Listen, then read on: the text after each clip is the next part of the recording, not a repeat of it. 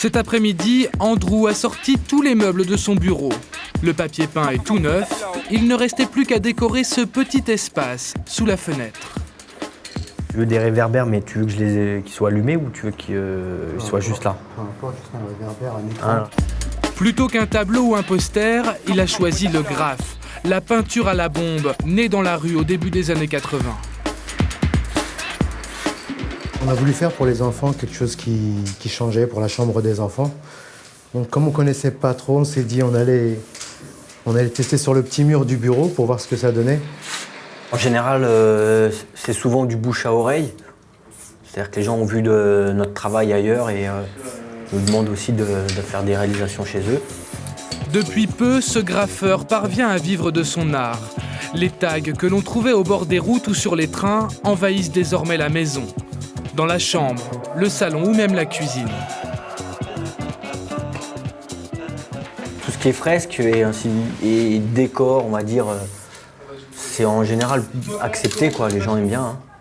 Mais ils font bien la différence. Ils n'aiment pas trop les tags, mais ils aiment bien les graphes, en fait. Et BD ou réaliste, des paysages, des choses comme ça. Donc c'est plus en rapport avec le dessin et des choses qu'ils comprennent que le graffiti, les lettres, ou ils comprennent pas ce qu'il y a écrit souvent. Une fresque comme celle-ci peut prendre une après-midi entière de travail et demande une certaine préparation.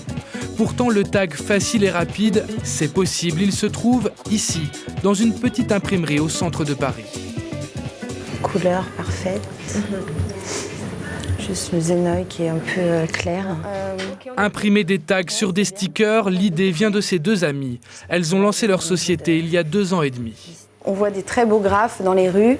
Ils sont toujours voués en fait à disparaître. Donc on s'est dit ça serait sympathique de prendre un petit bout du mur et de pouvoir le replacer chez soi. Le motif est ensuite découpé, prêt à être apposé sur n'importe quel support. Ouais, c'est bien. Oui. Ça, on met bien droit ou un peu penché. Il est même possible de commander un dessin personnalisé.